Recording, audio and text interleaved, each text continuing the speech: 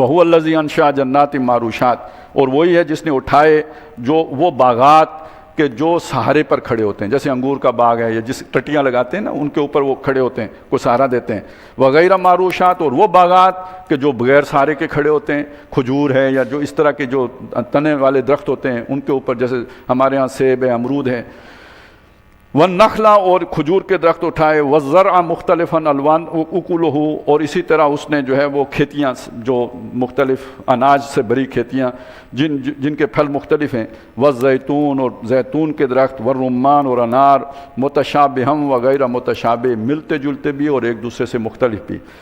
بعض اوقات پھل ظاہراً ایک جیسے ہوتے ہیں، ذائقے مختلف ہوتے ہیں، تو یہ اس نے ہر طرح کے گویا آپ کے لیے یہ نعمتیں اس نے اٹھائی ہیں۔ کلوا من ثمرہ اذا اثمر، کھاؤ اس کے پھل میں سے جب وہ پھل لائے، وآتوا حقہ یوم حصادہ، اور جب وہ فصل اتارو یا کاٹو، دونوں، یعنی پھلدار درخت سے اتاریں گے فصل اور زمین کی جو زراعت ہے اس سے کاٹیں گے، تو جب فصل اٹھاؤ برابر کرو تو اللہ کا حق بھی دو، وہ عشر کی صورت میں جو بھی اس کی جو طے ہو وہ ادا کرو اللہ کی راہ میں۔ ولا تسرفوا، اور حد سے مت بڑھو، انہ لا یحب المسرفین، وہ حد سے زیادہ خرچ کرنے والوں سے محبت نہیں کرتا۔ ومن الانعام حمولۃ وفرشا، اور جانوروں میں وہ بھی ہیں جو بوجھ اٹھانے والے ہیں، جیسے گدھا ہے یا جیسے گھوڑا ہے یا خچر ہے یا اونٹ ہے، وفرشا، اور وہ بھی ہیں جو چھوٹے قد کے ہیں، یعنی یہ کہ وہ بوجھ اٹھانے کے کام نہیں آتے، جیسے بکری، بھیڑ، یہ اس طرح کے جانور ہیں۔ کلوا مما رزقکم اللہ، جو رزق اللہ نے تمہیں دیا اس میں سے کھاؤ، ولا تتبعوا خطوات الشیطان، اور شیطان کے نقش پا کی پیروی نہ کرو، یعنی یہ کہ اگر اللہ کے حکم سے ہٹ کر کسی اور کے حکم پہ چلو گے تو در حقیقت شیطان کے پیروکار بن گئے ہو، اس کی پیروی نہ کرو۔ انہ لکم عدو مبین، وہ تمہارا کھلا دشمن ہے۔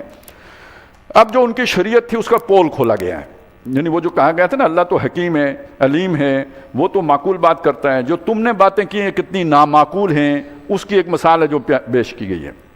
ثمانیۃ ازواج، 8 قسم کے جانور ہیں، نر و مادہ ہیں۔ من الضأن اثنین و من الماعز اثنین، بھیڑ میں سے 2 ہیں یعنی نر اور مادہ، اور بکری کی قسم میں سے 2 ہیں، نسل میں سے 2 ہیں یعنی نر و مادہ، 4 یہ ہو گئے۔ قل، اے نبی ان سے پوچھئے، آذکرین حرم ام الانثیین ام اشتملت علیہ ارحام الانثیین، کہ یہ 2 مذکر جو ہیں یعنی وہ بھیڑ کا جو نر ہے اور بکری کا جو نر ہے یہ حرام ہیں، یا یہ کہ جو 2 مادائیں ہیں وہ حرام ہیں، ام مشتملت علیہ ارحام الانثیین، یا جن پر دونوں ماداؤں کے رحم مشتمل ہیں یعنی جو بچہ ہے ان کے پیٹ میں وہ حرام ہے۔ انہوں نے کیا نا حرام، اس کی پیٹھ حرام ہے، اس کا گوشت حرام ہے، یہ اگر زندہ پیدا ہو تو مردوں پر حلال ہے، عورتوں پر حرام ہے، مردہ پیدا ہو تو سب پہ ہے، تو یہ تو ایک دوسرے میں سے ہیں۔ ایک کو حلال کرنے سے دوسرا کیسے حرام کریں گے، اور دوسرے کو حرام کرنے سے پہلے کو کیسے حلال کریں گے؟ نبئونی بعلم، اپنے علم سے بتاؤ، سمجھ سے بتاؤ، ان کنتم صادقین، اپنی اس شریعت میں اگر تم سچے ہو تو۔ وَمِنَ الْإِبْلِ اثْنَيْنِ وَمِنَ الْبَقَرِ اثْنَيْنِ، اسی طرح اونٹ کے قسم کے بھی 2 ہیں اور گائے کی قسم کے بھی 2 ہیں۔ قُلْ آذَکَرَیْنِ حَرَّمَ أَمِ الْأُنثَیَیْنِ، اب بتاؤ حرام کون سے ہیں، دونوں نر حرام ہیں یا دونوں مادائیں حرام ہیں؟ اب جو بچہ بنا وہ ایک نر اور مادہ دونوں کے جو ہے نا ملاپ سے وہ وجود میں آیا، تو کیا حرام ہے؟ ام مشتملت علیہ ارحام الانثیین، یا وہ بچہ جس پر وہ بچہ دانیاں دونوں ماداؤں کے مشتمل ہیں وہ حرام ہے۔ ام کنتم شہداء، کیا تم ادھر موجود تھے، اذ وصاکم اللہ بہذا، جب اللہ تعالیٰ تمہیں اس کی وصیت کر رہا تھا، یعنی یہ اللہ نے تو یہ قانون نہیں دیا، تم کہتے ہو یہ اللہ کا حکم ہے، تو تم ادھر کھڑے تھے جب اللہ نے یہ حکم دیا تھا۔ فمن اظلم ممن افترى علی اللہ کذبا، تو اس سے بڑھ کر ظالم کون ہوگا جو اللہ پر جھوٹ گڑے، لیضل الناس بغیر علم، تاکہ لوگوں کو ناسمجھ لوگوں کو گمراہ کرے، انہیں غلط راستے پہ ڈالے، اللہ کے نام پر ڈالے۔ یعنی ایک تو یہ ہے کہ چلیں آپ نے کسی کو دھوکہ بھی دیا، فریب بھی دیا، کوئی اپنی جو ہے نا وہ چرب لسانی سے اسے دھوکہ دے دیا، یہ تو چلیں پھر بھی ہلکی بات ہوگی۔ اللہ کے نام پر اگر دھوکہ دیا تو اس سے زیادہ غلط بات اور کون سی ہو سکتی ہے؟ تو یہ تو یعنی اللہ کے نام پر لوٹتے ہیں لوگوں کو۔ ان اللہ لا یہدی القوم الظالمین، بے شک اللہ تعالیٰ ظالموں کی قوم کو ہدایت نہیں دیتا۔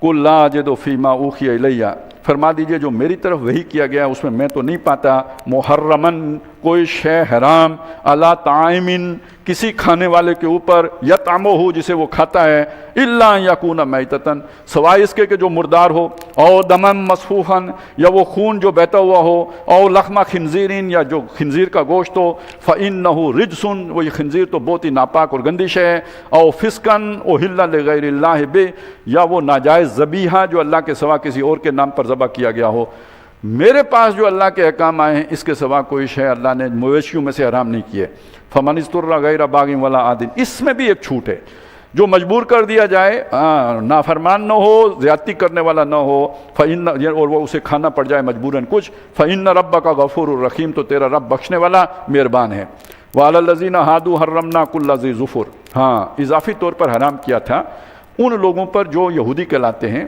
ہر اس چیز کو کہ جو یعنی اس جانور کو جو ناخن والا تھا جس کے کھر یعنی وہ پھٹے ہوئے نہیں تھے وہ ان پر حرام کیا تھا وَمِنَ الْبَقَرِ وَالْغَنَمِ حَرَّمْنَا عَلَيْهِمْ شُحُومَهُمَا اور جو یہ گائے اور بکری ہے اس کی بھی چربی ان کے اوپر حرام کر دی گئی تھی تمہارے اوپر نہیں کی ان پر حرام کی گئی تھی الا ما حملت ظہورهما سوائے اس چربی کے جو ان کی پشت کے ساتھ لگی ہوئی تھی چمٹی ہوئی تھی جدا کرنا مشکل وہ حلال رکھی گئی تھی اول خوایا یا جو انتڑیوں کے ساتھ لپٹی ہوئی تھی او مختلط بعظم یا جو ہڈیوں کے ساتھ جڑی ہوئی تھی وہ چربی جائز تھی باقی چربی ان پر حرام کر دی گئی تھی اچھا یہ چربی بھی شرعاً حرام نہیں تھی بلکہ ذالک جزیناہم ببغیہم یہ ہم نے انہیں سزا دی دی ان کی بغاوت کی اور یہ بغاوت انہوں نے اللہ کی نافرمانی کے جذبے سے نہیں کی تھی اللہ کو راضی کرنے کے جذبے سے کی تھی جیسے بعض لوگ ہوتے ہیں نا اللہ کو راضی کرنے کے لیے کہیں کہ جی ہم کھانا نہیں کھاتے یا کھائیں گے بھی تو گوشت نہیں کھاتے صرف سبزی کھائیں گے کیونکہ گوشت کھانے سے کچھ حیوانیت بھی انسان کے اندر آ جاتی ہے تو زیادہ تزکیہ اور اچھے خیالات اور دور کی کوڑی لانے کے لیے گوشت بھی چھوڑنا بہت ضروری ہے ظاہر ہے یہ اللہ نے تو حرام نہیں کیا اللہ نے کہا کھاؤ پیو اتنی تھوڑی بہت حیوانیت بھی درکار ہے دنیا میں اس کے بغیر دنیا کا نظام نہیں چلتا تو اپنی حکمت لڑا کے وہ زیادہ فرشتے بننے کے چکر میں گوشت جو ہے نا انہوں نے چھوڑ اللہ نے کہا ٹھیک ہے حرام ہی ہے پھر تو اس طرح کی چیزیں جو ہے نا وہ انہوں نے گویا خود اپنے اوپر زیادتی کی تھی اللہ نے کہا ٹھیک ہے لگے رہو ذالک جزیناہم ببغیہم اور یہ سزا تھی ان کی شرارت کی وَإِنَّا لَصَادِقُونَ اور ہم سچے ہیں فَإِن كَذَّبُوكَ تو اگر یہ نبی یہ آپ کو جھٹلائیں نہ مانیں فَقُلْ رَبُّكُمْ ذُو رَحْمَةٍ وَاسِعَةٍ تو فرما دیجئے تمہارا رب بڑی وسیع رحمت والا ہے یعنی اس جرم میں تم ابھی مارے جا سکتے ہو یہ اس کی رحمت ہے کہ اس نے تمہیں چھوٹ دی ہوئی ہے وَلَا يُرَدُّ بَأْسُهُ عَنِ الْقَوْمِ الْمُجْرِمِينَ باقی مجرموں کی قوم سے اس کا عذاب ٹلتا نہیں آئے گا ضرور تم پر ابھی تمہیں چھوٹ جو ملی ہے یہ اس کی رحمت کے طفیل ہے مجرم تم بن چکے ہو آج ہی ہلاک ہونے کے حقدار ہو لیکن اس نے تمہیں موقع دیا ہوا ہے سَيَقُولُ الَّذِينَ أَشْرَكُوا کہیں گے وہ لوگ جنہوں نے شرک کیا لو شاء اللہ ہو اگر اللہ چاہتا ما اشرکنا نہ ہم شرک کرتے ولا آباؤنا نہ ہمارے باپ دادا شرک کرتے ولا حرمنا من شیء نہ ہم کسی شے کو حرام ٹھہراتے یہ اب ایک اور گڑمڑ مسئلہ آ گیا ہے کہ دیکھیں یہ آپ اور میں بھی مانتے ہیں سب مانتے ہیں کہ اللہ کے اذن کے بغیر کائنات میں پتا بھی جنبش نہیں کرتا تو اگر ہم نے شرک کیا ہے تو گویا اللہ کا اذن تو ہے تو اللہ کا اگر اذن ہے تو پھر ہم غلط نہیں کر رہے اور تم کہتے ہو ہم اللہ کے پاس سے آئے ہیں تو اسی اللہ نے ہمیں اذن دے رکھا ہے کنفیوژن ہے یا نہیں ہے آج بھی فرض کریں کوئی چور یہ کہے اللہ نہ چاہتا میں چوری نہ کرتا کوئی قاتل یہ کہے اللہ نہ چاہتا میں قتل نہ کرتا بات تو اپنی جگہ پہ بالکل ٹھیک ہے کہ نہیں ہے لیکن اگر آپ اس بات کو مان لیتے ہیں تو پھر دنیا پھر کوئی قانون کوئی شریعت کوئی عدالت کوئی سزا اس کا کوئی جواز باقی رہتا ہے نہیں رہتا تو کوئی نہ کوئی گڑبڑ ہے نا سمجھ میں آتی ہے نا دوسرا اس کے نتیجے کو الٹ کر دیکھیں تو سمجھ میں آ جائے گا لیکن جو استدلال ہے وہ اپنی جگہ پہ بڑا مضبوط نظر آتا ہے اللہ نے چاہا تو ہم نے یہ کام کیا تو یہ بات سمجھ لیں کہ دنیا کا اللہ کا جو عام قاعدہ اور قانون اور اصول ہے اپنے کائنات کے بارے میں وہ وہی ہے جو وہ کہہ رہے ہیں لیکن یہ جو اللہ نے ہمیں 60 سال کی زندگی دی ہے یا یہ جو ہمارا یہ زمین بنائی ہے اس کے اندر کا اللہ نے ضابطہ اور قانون عارضی طور پر اس سے مختلف رکھا ہے ہمیں تھوڑا سا اختیار دیا ہے تم چاہو تو شرک کرو تم چاہو تو چوری کرو چاہو تو نہ کرو اما شاکرا و اما کفورا یہ جو تھوڑا سا اختیار دیا اسی کی بنیاد پر یہ سارے حساب کتاب کا دار و مدار ہے لیکن ساتھ ہمیں بتا بھی دیا ہے کہ ویژن وہ رکھنا ہے کہ اللہ کے چاہے بغیر کچھ بھی نہیں ہو سکتا لیکن اس کو اگر آپ آ کے اطلاق کر کے شریعتی کو کراس کر دیں گے تو پھر ساری گڑبڑ ہو جائے گی اب یہ دیکھیں نا کتنا نازک بیلنس ہے جو قائم رکھنا ہے ایک طرف یہ ماننا ہے کہ اللہ کے چاہے کے بغیر کچھ بھی نہیں ہو سکتا، اور دوسری طرف عملاً جس چیز کی ضرورت ہے وہ یہ ہے کہ جو اللہ نے شریعت دی ہے اس پر فیصلے ہوں گے، اور مجھے اللہ نے اختیار دیا ہے کہ میں چاہوں تو اس پر عمل کروں، چاہوں تو اس کے برعکس کروں، اور یہ اللہ نے عارضی اختیار دیا ہوا ہے، یہ کوئی مستقل اختیار نہیں ہے۔ تو اس چیز کو جو اصولی تھی انہوں نے یہاں پر اس کا اطلاق کر دیا اور نفی کر دی رسالت کی۔ سورہ یاسین میں ہم پڑھیں گے، وہ یہ کہتے ہیں کہ وَقَالَ الَّذِينَ كَفَرُوا، وہ کافر لوگوں نے یہ بھی کہا کہ جن کو اللہ نے نہیں کھا، أَنُطْعِمُ مَن لَّوْ يَشَاءُ اللَّهُ أَطْعَمَهُ، کیا ہم ان کو کھانا کھلائیں جن کو اگر اللہ کھلانا چاہتا تو خود کھلا دیتا؟ بھئی ہمارے پاس یہ سارا کچھ ہے، کس کا دیا ہوا ہے؟ اللہ کا دیا ہوا ہے، اس کو اللہ نے نہیں دیا، تم کہتے ہو اس کو بھی کھلاؤ، میں اللہ کی گستاخی کروں جسے وہ خود کھلا سکتا ہوتا ہے اس کو میں کھلاؤں؟ تو انسان جب ٹیڑھا سوچتا ہے تو پھر یہاں تک پہنچتا ہے۔ تو انہوں نے کہا کہ اگر اللہ تعالیٰ چاہتا تو نہ ہم شرک کرتے نہ ہمارے آبا کرتے، ولا حرمنا من شیء، نہ کسی شے کو حرام ٹھہراتے، کذالک کذب الذین من قبلہم، اسی طرح جھٹلایا ان لوگوں نے بھی جو ان سے پہلے گزرے ہیں۔ اب اسے جوڑیں کس چیز کے ساتھ؟ زخرف القول غرورا کے ساتھ۔ دھوکہ کہاں سے شیطان آ کے دیتا ہے بندے کو گمراہ کرنے کے لیے۔ حتیٰ ذاقوا باسنا، اپنے اس جو بھی خلجان کہیں اسے یا بیانیہ کہیں یا جو بھی استدلال کہیں، اس پر وہ قائم رہے یہاں تک کہ ان پر ہمارا عذاب ٹوٹ پڑا۔ قل هل عندکم من علم، ان سے کہو کہ تمہارے پاس اس کے لیے کوئی علم ہے، فتخرجوہ لنا، تو اسے نکالو جو تمہارے پاس علم ہے ہمارے لیے، ہمارے سامنے لے کے آؤ۔ ان تتبعون الا الظن، تم نہیں پیروی کر رہے مگر گمان کی، وان انتم الا تخرصون، اور تم نہیں ہو مگر اٹکل کے پچو دوڑانے والے۔ قل فللہ الحجۃ البالغہ، فرما دیجئے کہ جو ایک الزام ثابت کرنا یہ تو اللہ ہی کا ہے، اللہ ہی کی بات ثابت ہوتی ہے، اللہ کی حجت ہی پہنچ جانے والی ہے، ثابت ہونے والی ہے۔ فلو شاء لہداکم اجمعین، اگر وہ چاہتا تم سب کو ہدایت دیتا۔ قل ہلم شہداکم الذین یشہدون ان اللہ حرم ھذا، ان سے کہیے کہ لے آؤ اپنے وہ گواہ جو یہ کہیں کہ اللہ نے یہ چیزیں حرام کی ہیں۔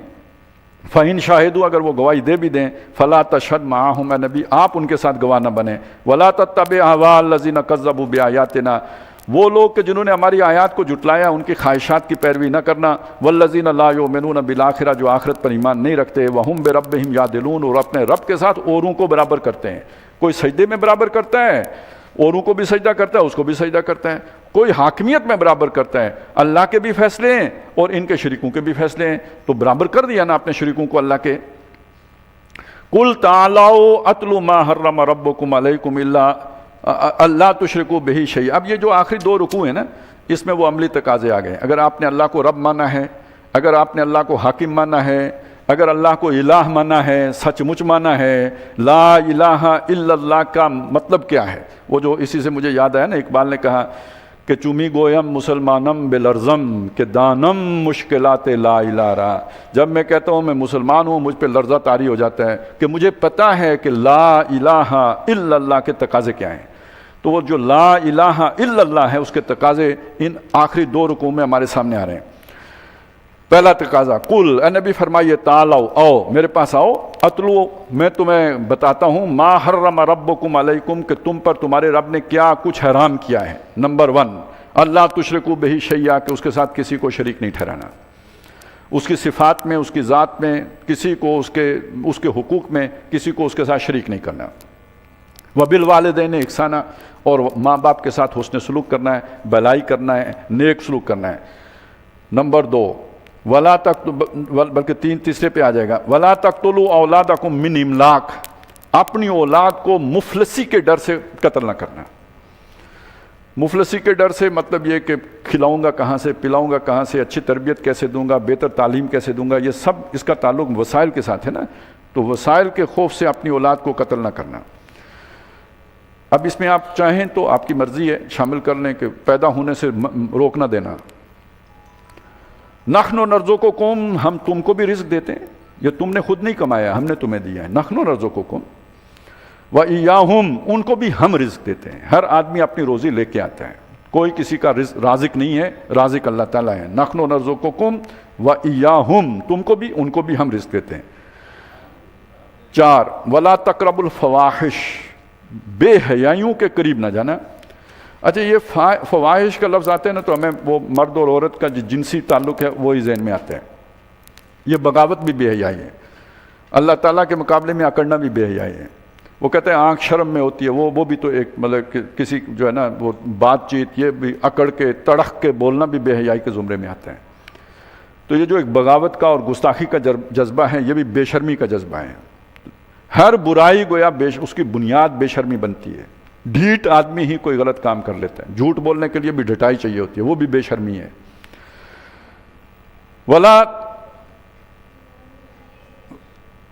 ولا تقتلوا انفسکم ولا تقتلوا النفس نہیں ولا تقربوا الفواحش ما ظہر منها وما بطن، جو ظاہر ہے وہ بھی اور جو چھپا ہوا وہ بھی. وہ میں نے تھوڑی آپ سے وضاحت کر دی. اس میں ایک بات اور شامل کر لی ہے، کوئی بھی گناہ ہے پہلے وہ اس کی ابتدا باطن سے ہوگی. آپ اس کا منصوبہ بنائیں گے، میں یہ کروں گا، اس کی پوری ایگزیکیوشن پلان جو ہے نا آپ کے دماغ میں وہ پوری ترکیب بنے گی، یہ سارا باطن ہے نا، یہ ظاہر تو نہیں ہوا. پھر اس کو آپ ایگزیکیوٹ کریں گے، جو پلان آپ نے بنایا اسے ایگزیکیوٹ کریں گے. تو یہ جو پہلے آپ نے نیت کی، ارادہ کیا، منصوبہ بنایا، یہ سارا کے سارا اس کا باطن ہے. اگر آپ یہیں پہ رک گئے تو گناہ کے صدور کا امکان ہی ختم ہو جائے گا. تو گویا ہر گناہ جنم لینے سے پہلے باطن میں وجود میں آتا ہے. تو اس کے باطنی سے بچو، اس کے خیال ہی سے بچو. وما ظہر منہا وما بطن. ولا تقتلوا النفس التي حرم اللہ الا بالحق. 6 کسی جان کو جس کو اللہ نے محترم ٹھہرایا ہے اس کو قتل نہ کرو نہ حق. ذالکم وصاکم بہی، اس چیز کی تمہیں اللہ وصیت کرتا ہے. لعلکم تعقلون، تاکہ تم فلاح پاؤ، تاکہ تم سمجھو. ولا تقربوا المال اليتیم الا باللتی ہی احسن. جو یتیم ہے اس کے مال کے قریب نہ پھٹکو، یہ 7ویں بات ہے، سوائے اس کے کہ جو بہترین طریقہ ہو، یعنی اسے سنبھالنے کے لیے، اس کے لیے بچا کے رکھنے کے لیے. حتیٰ یبلغ اشدہ، یہاں تک کہ وہ جوانی کو پہنچ جائے. اس کا یہ مطلب نہیں کہ جوانی کو پہنچ جائے تو اسے ہڑپ کر جاؤ، یعنی جو قریب گئے ہو تو جب جوانی کو پہنچے تو اسے واپس لوٹا دو. وَأَوْفُوا الْكَيْلَ وَالْمِيزَانَ. 8ویں بات، ناپ اور تول برابر رکھو، ایفا کرو، برابر کرو، اسے صحیح ناپو اور تولو، بالقسط، پورے انصاف کے ساتھ. لا نکلف نفسا الا وسعها، اللہ کسی جان کو اس کی وسعت سے زیادہ تکلیف نہیں دیتا. وَإِذَا قُلْتُمْ فَعْدِلُوا، اور جب تم بات کرو، یہ 9ویں بات ہے، جب بات کرو تو عدل سے کام لو، انصاف کی بات کرو، ظلم نہ کرو، بات میں بھی مبالغہ نہ کرو، کسی کی طرف ساتھ نہ دو، ڈنڈی نہ مارو، حق نہ چھپاؤ، بالکل عدل کی اور انصاف کی بات کرو. وَلَوْ كَانَ ذَا قُرْبَىٰ، خواہ تمہاری بات کا نقصان قریبی کسی رشتہ داری کو کیوں نہ ہوتا ہو. وَبِعَهْدِ اللَّهِ أَوْفُوا، اور جو اللہ کا عہد ہے اس کا ایفا کرو، اسے پورا کرو.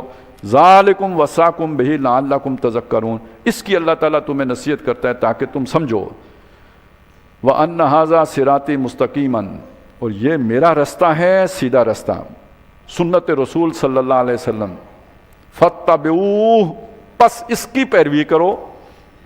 وَلَا تَتَّبِعُوا السُّبُلَ، اور مختلف راستوں کی پیروی نہ کرو. فتفرق بکم، یہ تمہیں متفرق کر دیں گے، تفرقے پیدا کر دیں گے تمہارے اندر. ان سبیلہ، اللہ کے راستے سے ہٹا دیں گے. ذالکم وصاکم بہ لعلکم تتقون، اس کی اللہ تمہیں نصیحت کرتا ہے تاکہ تم پرہیزگار بنو. سمجھ آیا؟ دین یہ ہے. آج ہم سمجھتے ہیں یہ ہمارا دین ہے.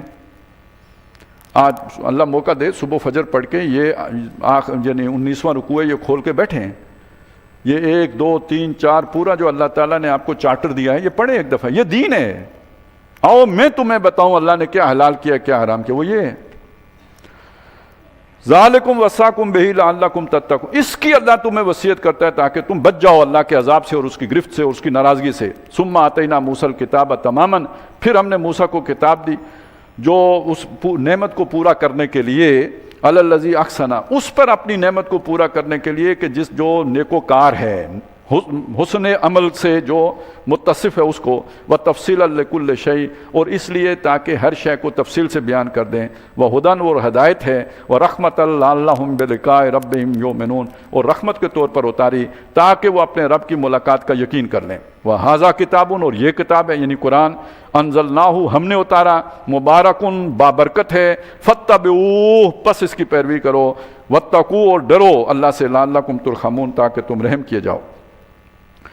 ان تقولوا انما انزل علی الکتاب، کہ مبادہ تم یہ نہ کہو، یہ مشرکین عرب سے یہ بات ہو رہی ہے کہ تم یہ اللہ کی عدالت میں کھڑے ہو کے کل نہ کہو کہ انما انزل الکتاب علی طائفتین من قبلنا، کہ کتاب اتاری گئی تھی ہم سے پہلے کے دو گروہوں کے اوپر، یعنی نصارہ اور یہود کے اوپر کتابیں اتاری گئیں، ہم پر تو کوئی کتاب بھی نہیں اتری۔ وَإِن كُنَّا عَن دِرَاسَتِهِمْ لَغَافِلِينَ، اور اس کے اسباق سے ہم غافل تھے، اس کے ہمیں تو نہیں پتہ اس میں کیا لکھا ہوا ہے، ہم تو عربی بولتے تھے، وہ عبرانی میں تھی، زبان یار من ترکی و من ترکی نمی دانم، تو ہمیں کیا پتہ اس میں کیا لکھا ہوا تھا۔